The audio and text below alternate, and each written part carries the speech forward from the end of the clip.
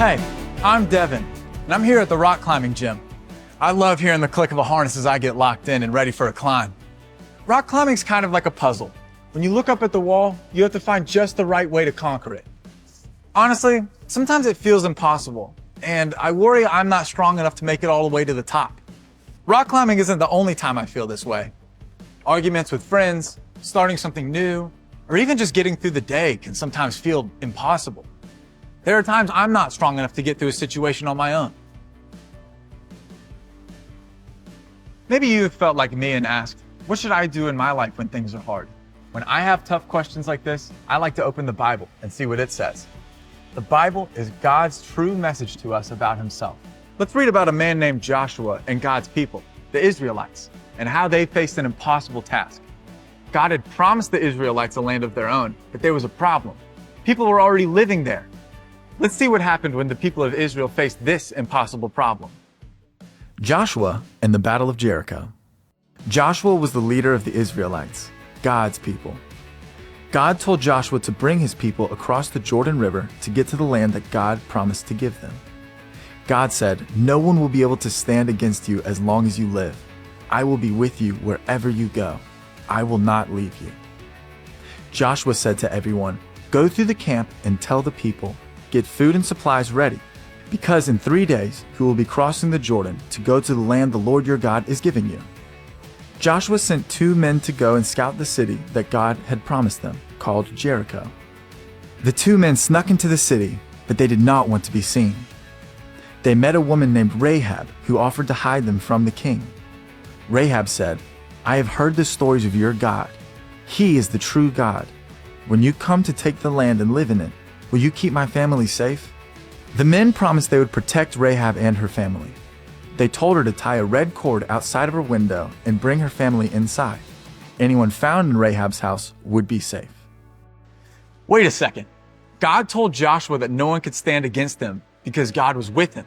That is a big promise. But God is strong, and Joshua knew that God could be trusted. And even though Rahab lived in this giant city, she trusted that the God of Israel was stronger than the walls of the city. Let's see what God told them to do. When the scouts left, Rahab did as they said.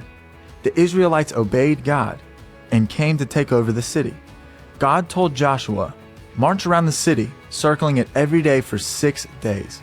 On the 7th day, march around the city 7 times. Tell the priests to blow their ram's horns. When you hear the long blast of their horns, the city wall will fall, and your army will take over the city." Joshua did what God told him to do. He led the people around the city once a day for 6 days. And then, on the 7th day, they marched around 7 times. When they marched around the city the 7th time, the priests blew their horns and the people shouted. The walls surrounding the city fell down.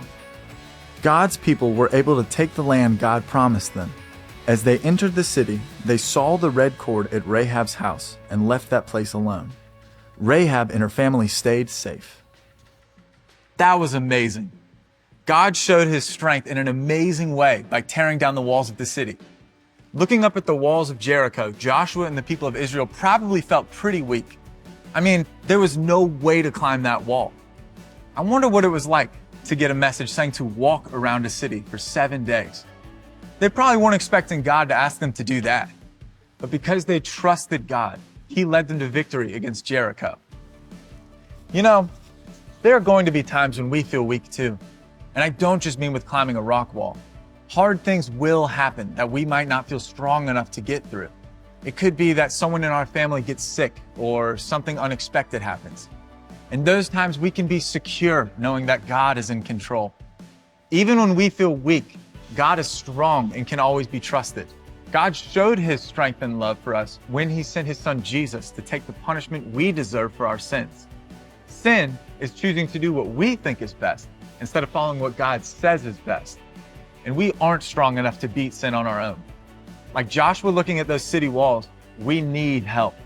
But God is strong enough to beat sin. When we ask him to forgive us and choose to follow him, we can have a relationship with God forever. So next time you're going through something hard and it feels like it's impossible, you can remember that the impossible for us is possible for God. and you can lock in and know that He is strong when you are weak. All right, I'm gonna go grab my harness and see if I can take on this wall. Hopefully it won't be me falling down. I'll see ya.